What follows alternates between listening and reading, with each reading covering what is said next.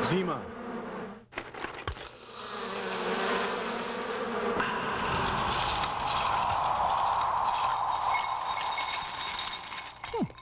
Of all the alcohol beverages throughout the history of drinking, none have been dunked on more than the infamous 90s drink Zima.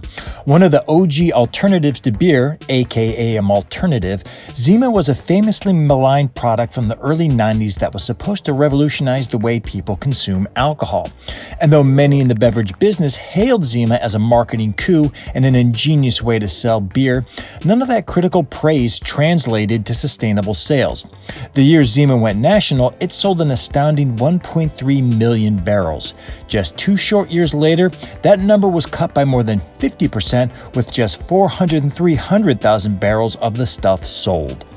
Zima was the beverage that wouldn't die. Despite its failure in grabbing the taste buds of beer drinkers, and despite it being known more as the butt of a multitude of pop culture jokes, David Letterman was especially fond of making fun of the beverage, Zima actually limped well into the 21st century, not officially being killed off until 2008. It survived multiple changes in taste and branding, none of them successful, several controversies, most of them harmful, and a complete miscalculation on who would actually drink the stuff before dying a slow, painful death.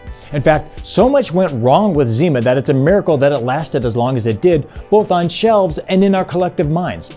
So let's dive into the story of Zima, a failed drink that no one asked for and yet would just not go away. For some inexplicable reason, the early 90s was obsessed with pure or clear products, whether it be Crystal Pepsi or Clearly Canadian, or even Menon Crystal Clean deodorant. The clear craze was determined to be the lifestyle of choice. And with beer sales becoming stagnant around this time, Coors, the maker of Zima, hopped on the bandwagon and decided to create a clear alcoholic beverage to compete with the very popular wine coolers of the time. In 1991, they devised a simple process for making a clear brew. Simply take your lowest grade lager, filter it through charcoal, thus removing the color, making it clear. Of course, this filtering process also removed all of the flavor, so to combat that, Coors just added generic citrus-tasting flavors. The company then asked a third-party marketing firm called Lexicon Branding to come up with a name. Jane Espenson, who would later become a staff writer on Buffy the Vampire Slayer and Game of Thrones, dubbed it Zima, the Russian word for winter, and thus the beverage we love to make fun of was born. Of course, almost all of that early success for Zima came from marketing, and that's where Coors truly shined. The company threw $38 million into promoting Zima's nationwide rollout in 1994, more than it spent hawking Coors Light that same year. The campaign's centerpiece was a series of TV commercials starring a black-headed pitchman who replaced his S's with Z's and touted Zima as something different.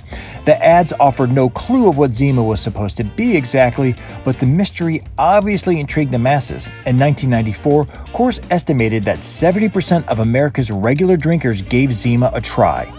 And despite few people actually having access to any sort of internet in the early 90s, Zima was truly on the forefront of promotion on the World Wide Web.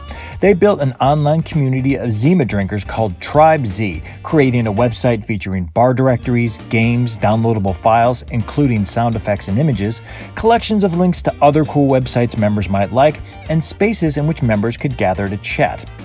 Brands interacting with consumers is standard practice nowadays, but back then it truly broke new ground in terms of marketing.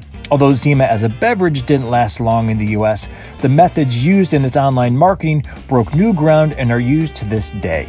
And at first, all of this money and out-of-the-box marketing worked. When Zima sold that staggering 1.3 million barrels worth of product in 1994, it instantly gained 1% market share in the entire booze industry. Numbers like that were virtually unheard of and still are. Unfortunately, as fast as Zima rose is about as fast as it fell. By 1995, sales dropped by half. In 1996, they dropped nearly in half again.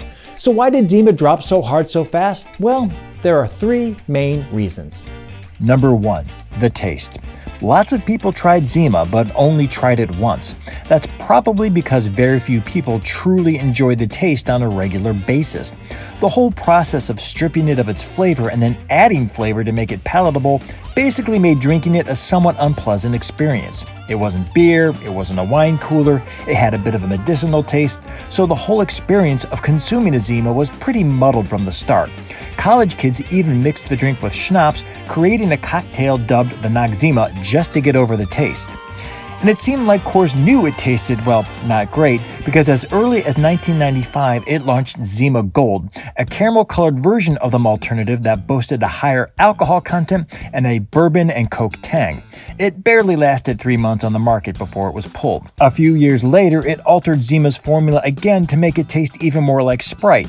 Sales slightly rebounded, but could not even come close to those original gigantic sales numbers. Number 2. Trouble with teenagers. Because teenagers will drink anything just to get drunk regardless of how it tastes, Zima suddenly became the drink of choice for those under the age of 21. Ironically, because of the whole clear approach, teens were able to basically drink Zima out in the open. And because it barely had any odor to it, Zima became easy to consume without worrying of getting busted. In fact, things got so bad with teenagers drinking Zima that a rumor circulated that Zima could be detected by breathalyzers, forcing Coors to send letters to police chiefs and school officials saying that wasn't remotely true. Number 3. The wrong demographic. The goal of Coors was always to get Zima on the minds and into the hands of young males, the desired demographic that drank the most beer. But because of the fragile male ego, many guys didn't want to be seen drinking Zima because it wasn't quote-unquote masculine enough. And when it became apparent that women were the ones drinking most of the Zima, men stayed away from it even more because, men are stupid. Coors didn't help matters as it pointedly instructed stores to never place Zima alongside wine coolers, which male drinkers regarded as feminine. Again, men are stupid. And by the time Coors did finally get around to marketing Zima towards women, relaunched with less alcohol, fewer calories, and an array of fruity flavors such as pineapple citrus, it was too little too late. Funnily enough, despite the massive drop in sales by the mid-90s, Coors was widely expected to kill the brand, but it didn't. Instead, they just kept reinventing and rebranding Zima in the hopes of keeping it relevant into the 2000s. Why? Because it was a high-margin product. It cost very little to make, but could be sold at premium prices, using clear glass bottles with a unique shape to help brand the drink as classier than beer, and it sold well enough in the summer in warm weather states to justify its existence. But by 2008, Coors had had enough and finally discontinued Zima. The legacy of Zima shockingly still lives on. In many ways, it is the beverage that will not die.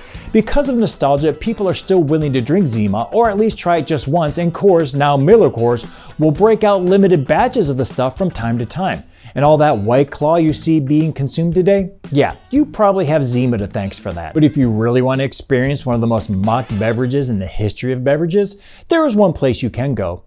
Japan. Japan is now the only place in the world where Zima is sold, where, ironically, it has been embraced by men, the exact audience Coors yearned for nearly 30 years ago.